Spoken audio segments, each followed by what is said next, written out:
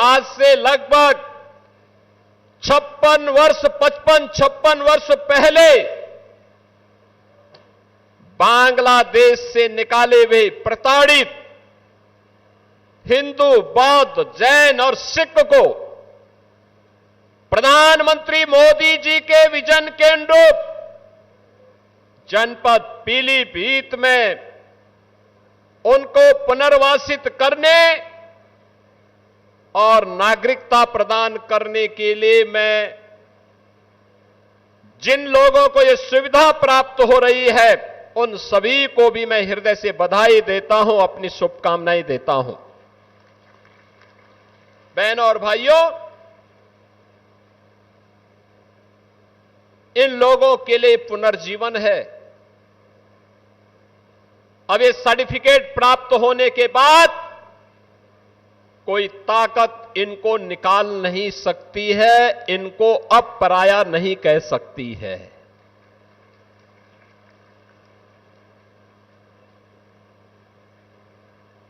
ये काम प्रधानमंत्री मोदी जी ने किया। ये काम देश के गृह मंत्री से अमित शाह जी ने किया,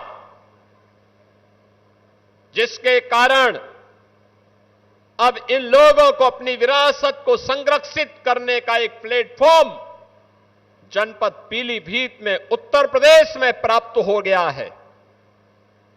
अब ये अपने आने वाली पीढ़ी के सपनों को सजोने के लिए, उसको आगे बढ़ाने के लिए, उसे एक नई उड़ान देने के लिए बंगाल से, पूर्वी बंगाल से, आज के बांग्लादेश से निकाले हुए प्रताड़ित इन हिंदुओं को, बौद्धों को, सिखों को, जैनियों को अब यहां पर भी उसी सम्मान के साथ, उसी गौरव के साथ जीने का अधिकार प्राप्त हो जाएगा। अब न इनको पुलिस परेशान करेगी, न राजस्व विभाग परेशान करेगा, न फॉरेस्ट के लोग परेशान करेंगे, न किसी अन्य विभाग के लोगों की प्रताड़ना इन्हें सहनी पड़ेगी। आप सोचो ना, कांग्रेस के पाप के कारण पहले बांग्लादेश बना, बांग्लादेश पाकिस्तान बनना यह आवश्यक नहीं था, यह आवश्यक नहीं था। सत्ता लोलुपता का परिणाम था पाकिस्तान का निर्माण। अगर उस समय का कांग्रेस का नेतृत्व अड़िग हो गया होता, जिन्ना अपनी मौत मर गया होता और भारत का विभाजन दुर्भाग्यपूर्ण विभाजन नहीं होता।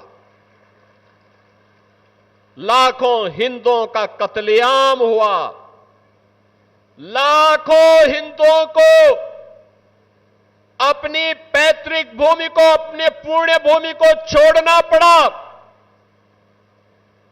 स्वतंत्र भारत में उनके मन में एक अभिलाषा थी कि मुझे जिस आधार पर विभाजन किया गया था उस आधार पर भारत के अंदर शरण मिलेगी,